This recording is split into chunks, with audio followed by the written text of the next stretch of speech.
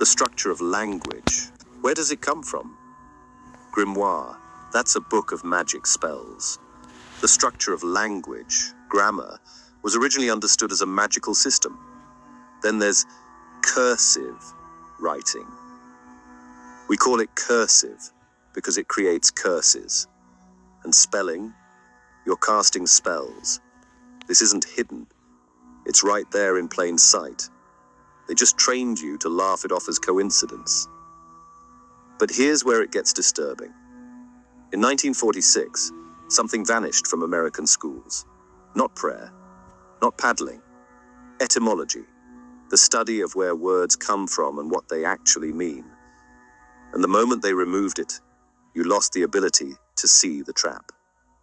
Because when you understand what words really mean at their root, you start noticing that almost every word you use was designed to program you into accepting limitations you never agreed to. Let me prove it to you right now. There's a reason they stopped teaching etymology in 1946. Before that, every kid learned to decode words, to understand the hidden programs inside language. Then it stopped. Everywhere. All at once. They replaced it with memorization and standardized tests. Why? Because if you knew that understand literally means to stand under, to submit, you might stop saying I understand in every agreement. If you knew government breaks teams to govern, meaning control, and ment, meaning mind, you might start questioning authority differently. They gave you a corrupted vocabulary and told you words don't matter. But words are spells, and they've been casting them over you your entire life. Listen, I know how that sounds. I know you're probably thinking, okay, this is going to be some weird metaphor thing. But stay with me, because what I'm about to show you isn't a metaphor at all. It's physics. It's biology. And they've systematically hidden it from you because once you understand that your words aren't describing reality, they're creating it, you become ungovernable. Here's the truth nobody's telling you. You've been doing the work, right? Like positive thinking. This means you're not lazy, and you're definitely not missing some secret ingredient. But here's what's happening. You've been using contaminated language that programs failure directly into your nervous system, and they did that on purpose. Think about it. You say, I'm trying to lose weight. What does your subconscious hear? Trying, attempting, but not succeeding. It means effort without result. You say, I want to be successful. Your body hears want, lack, desire, the state of not having. You say, I need more money. Your cells receive need, scarcity, desperation, emergency mode. Every single one of those statements is a spell, and you just cast limitation into your reality without even knowing it. Now here's what they don't want you to know. The elite study etymology like their lives depend on it. They teach their children Latin, Greek, Sanskrit, Hebrew, these ancient languages that are basically frequency codes. While they're learning to program reality, they give your kids text speak and emojis. They dumb down the vocabulary. They remove etymology from schools. And they tell you the biggest lie ever told. Sticks and stones may break my bones, but words will never hurt me. That's not protection. That's programming you to dismiss the most powerful force in your reality. Words aren't neutral. I need you to understand this. They're not just communication tools, they're technology. Frequency technology. Every word you speak creates an electromagnetic signature. Problem is, nobody told you that thoughts don't create reality. Words do. Because thoughts are made of words, right?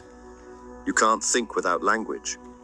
And if your language is corrupted, your thoughts are corrupted, which means your reality is corrupted.